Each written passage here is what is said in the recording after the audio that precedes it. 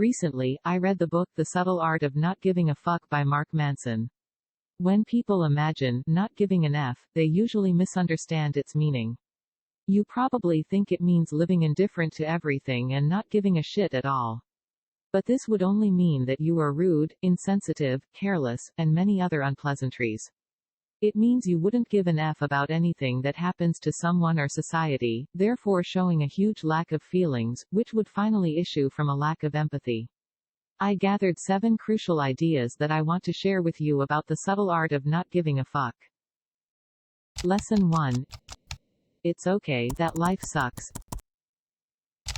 It really is, because that's part of life. I choose this as the first important lesson that you must understand.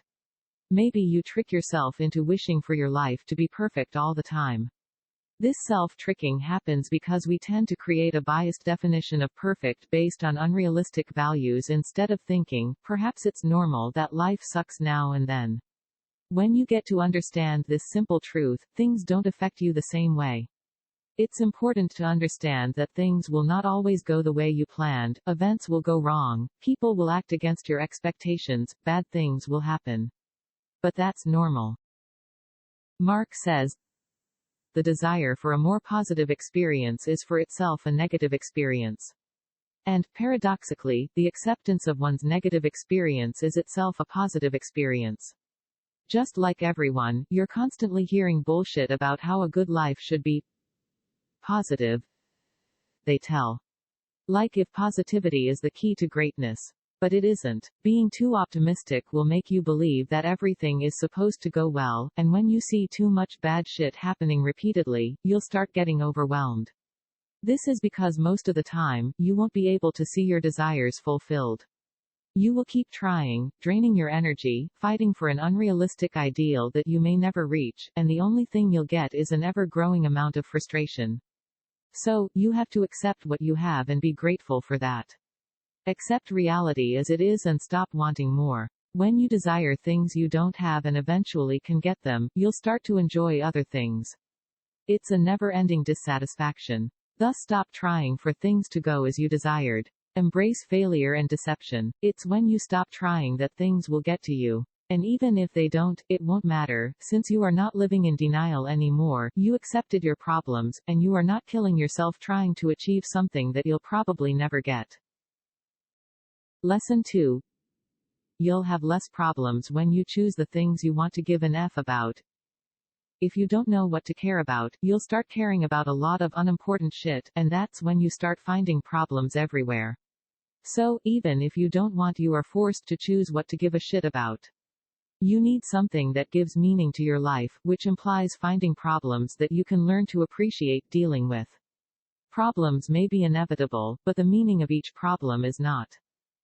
Here Mark also tells us about something vital for a good life: values and metrics. We all have our values, and they determine the metrics we choose to measure everything with. These define our view of ourselves and the world around us. Values are not static. You can change your values and the metrics you use to measure these new values. One last important thing to retain is that happiness, too, comes from solving problems.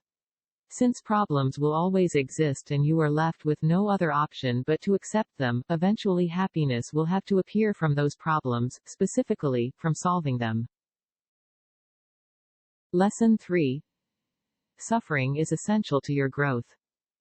The book teaches us how suffering is inevitable, but even better is knowing that the same hell you can't avoid will have an essential role in your growth. Mark Manson explains how only through discomfort, suffering, and pain can you grow. This happens because the only discomfort will lead to seeking change. He writes, "We suffer for the simple reason that suffering is biologically useful. It is nature's preferred agent for inspiring change. So next time you're feeling some form of pain, instead of seeing it as a bad thing and trying to get away from it, accept it, allow yourself to feel it, and be reassured that it exists for a valid reason." Lesson 4. You are not different. During your life, you may be led to believe that you're exceptional in some way, either by feeling that you're better than everyone else or by feeling that you're a victim and everything is against you.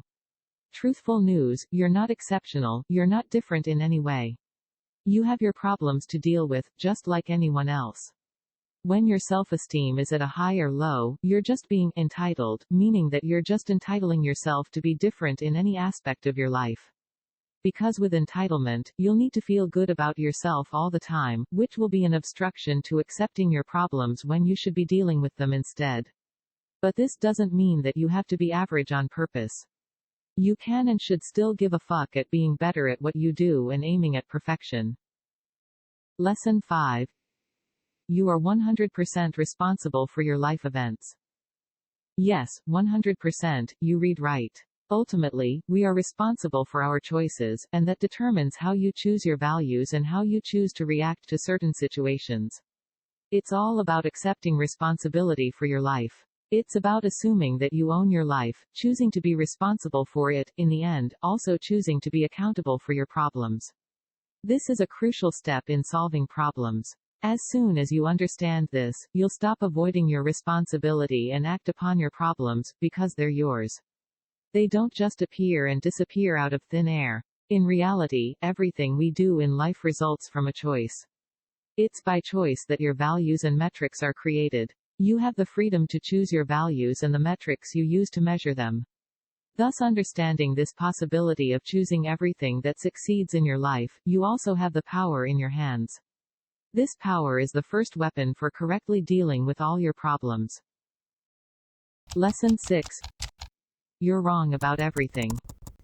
The first thing here is that you will always be wrong in everything you do and believe in.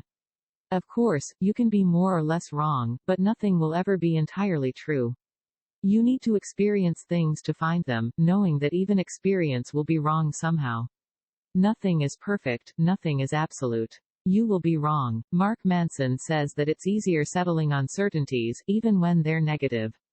And he suggests instead of resisting the temptation of being sure and to accept never knowing who you are. It will force you to keep an open mind and keeps you striving to discover and find out. Some questions Mark Manson recommends you ask yourself are: what if I'm wrong?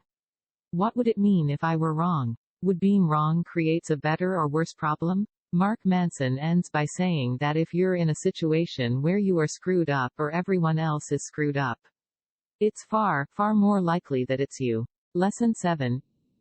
You'll die. Embrace it. We tend to be scared of what we don't know, and because we also don't know a lot about death, we have the tendency to be scared about it. That's why people avoid thinking, talking, and even accepting that it exists. What you probably don't realize is that by fearing death you are fearing life too. And even though you are alive, you're not living your life to the fullest. Only when you confront death can you start thinking about your legacy and understand the real power you have over your life. You become aware of the need of defining better priorities, and all the shallow values that you live by stop making sense.